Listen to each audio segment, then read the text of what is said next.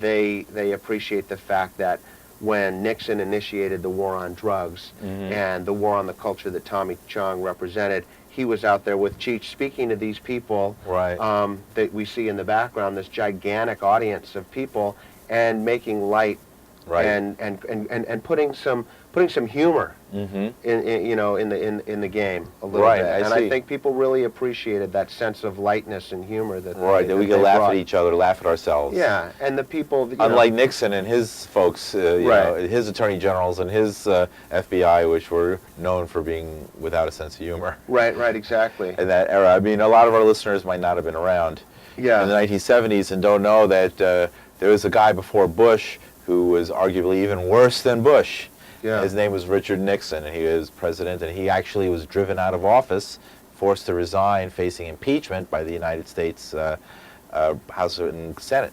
And he hated pot smokers, or at least saw them as a target. Right. A way to target people, and that was carried on, that way of targeting a whole dissident movement in America by going after something that they did that they liked to do that sort of was a cultural identity, smoking marijuana. Right. Which maybe not as much, today it's much broader than that, but in the 70s and the late 60s it really was it characterized the anti-war movement, it characterized the civil rights movement. There was a lot of pot getting smoked. In the 1960s and early 1970s. Sure. Today pot has become, I think, more widespread than it ever was on one hand, but it's also more diffuse. Yeah. But still, you probably find a higher level of usage among people who don't vote Republican. I don't think, actually... Maybe not? Yeah, I think it's one of those things. I mean, William F. Buckley, I mean, when you talk about morality on that level, it's pretty surprising in the Venn diagram, and I think one of the... overlapping. Yeah, and libertarians are, notoriously pro-pot, obviously, so... Right, but how come there's a Republican... How come they don't go after them, or is that's the change that's happened? How come you didn't see... I think, well, it's not as easily identifiable as a pariah culture. Right. Well, what I'm interested in is why did they go after Tommy Chong? I mean, why was Tommy Chong targeted?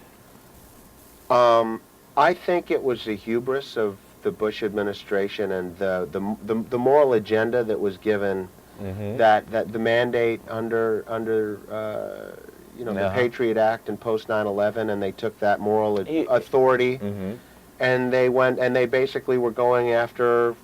Right. They had old beefs. It was an old beef. Again, but why Tommy Chong? I mean, it was a... Well, I heard different theories. I mean, I've known Tommy for 20 years. I was he and I wrote together as writing partners.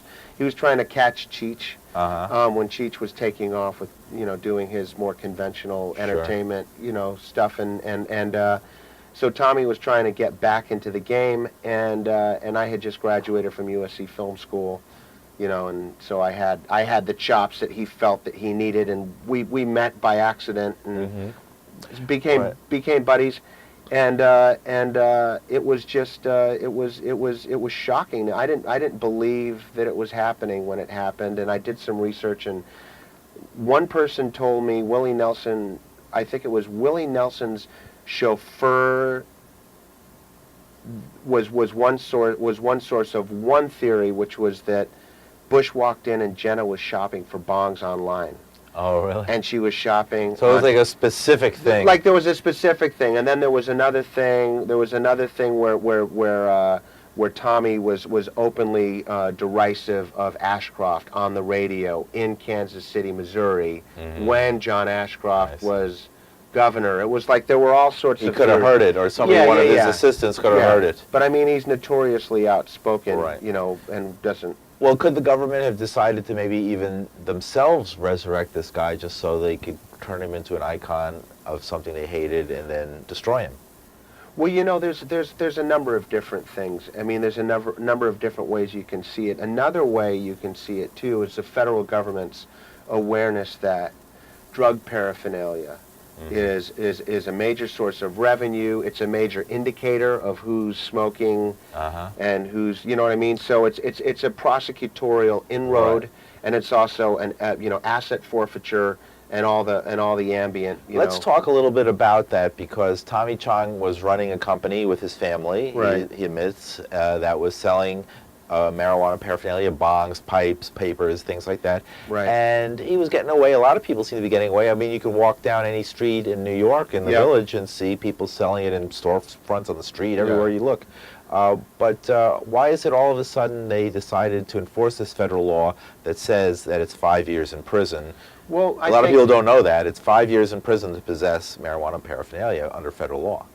Right. Well, there's a federal and then there's a state, and there's still federal laws against marijuana possession and growing marijuana. And in California, as easy it is to acquire a bong in New York, it's that easy to acquire marijuana in California. Right. I mean, it's amazingly easy. So it's a matter I've traveled to L.A. recently, and it's like walking into literally, a shop and just there it is. We're talking with Josh Gilbert. Josh Gilbert is the filmmaker who created AKA Tommy Chong, which we're watching behind us. This is a copy of the front of the DVD.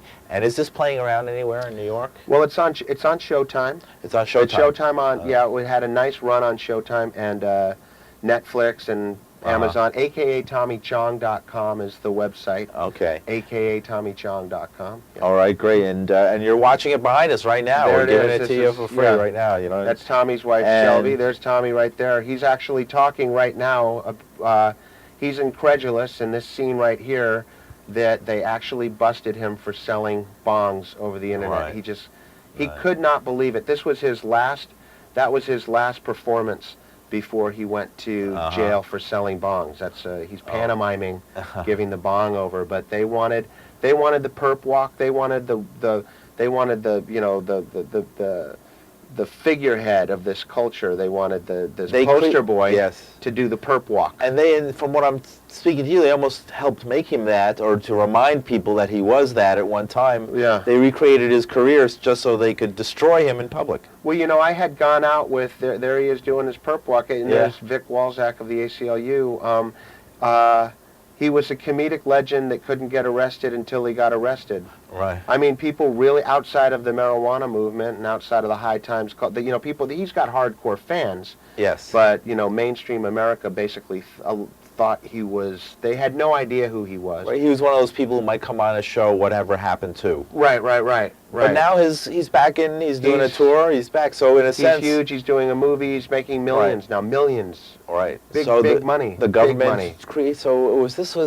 Well, this was a prosecutor, and this is an interesting tangent here. Or not a tangent even, it's a way to take the conversation. By the way, we'll take your calls. We're live, and our number's on the tube right now, 212-757-1538, 212-757-1538. Give us a call, and you can speak with Josh Gilbert, ask him a question about this film. Go ahead. Well, what's interesting is that this it's like Timothy Geithner, it's like Robert Gates, it's like, people that voted against Hillary because they were, I guess, not as hawkish, Secretary of State, Secretary of the Treasury,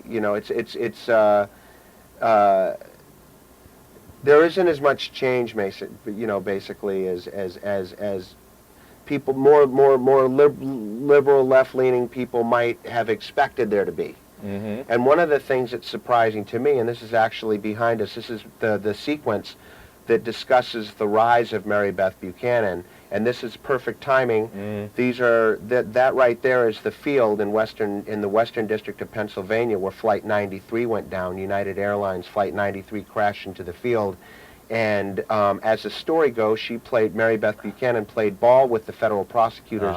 And there they are, actually. Right. We're sort of blocking them right now, but there's John Ashcroft. I'm standing behind her, I think. Oh, there she is now. I'm going to try and get out of the way this so you is can right see. After the bust.